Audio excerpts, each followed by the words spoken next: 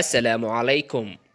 Barnaamijkeena maanta waxaan ku soo qaadan doonaa Allah naxariistii jannaa ka waraabiye madaxii atomikada dalka Masar, Samira Muuse. Samira Muuse waxay macallin xagga atomikada shucaaca nuclear-ka waxay u dhalatay dalka Masar waxayna ahayd nuclear scientist oo u dhashay dalka Masar. Waxay shahaadada diirimaadka shucaaca qulqulka uranium-ka ay ka soo qaatay jaamacadda Manchester ee ku taala dalka Ingiriiska. Waxayna ka qayb ahayd culimadii Carbeed ee hay'adda sirdoonka Israa'iil ay u dishay aqoontii ay u lahaayeen atomikada iyo shucaaca nuclear-ka darteed.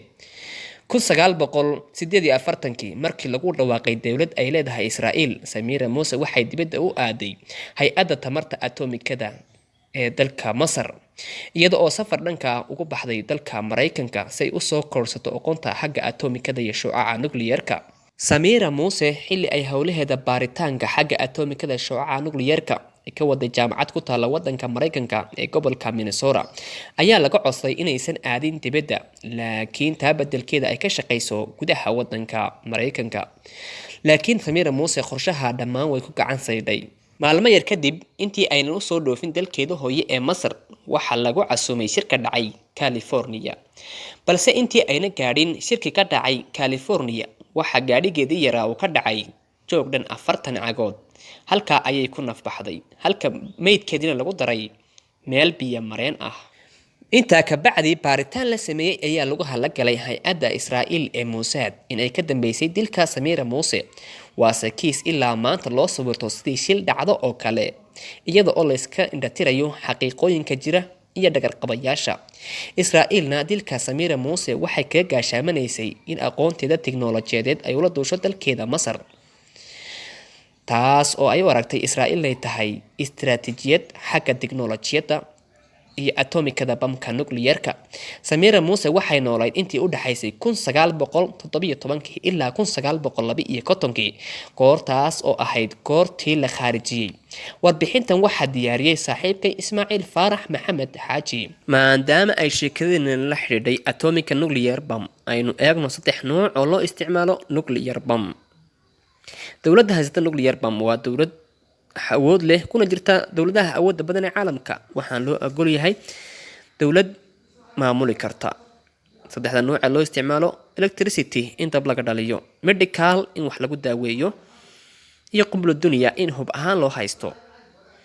Haddaba aan eegno marka loo isticmaalayo electricity ama in dab laga dhaliyo, dabkaas oo gaadha dhammaanba gobolada wadanka haysta nuclear. hal neutron oo xoog u socda ayaa wuxuu ku dhacayaa uranium. Uranium waxay soo saaraysaa krypton iyo barium iyo kala baxaysaa. 3 neutron oo xoog u socdana way soo saaraysaa.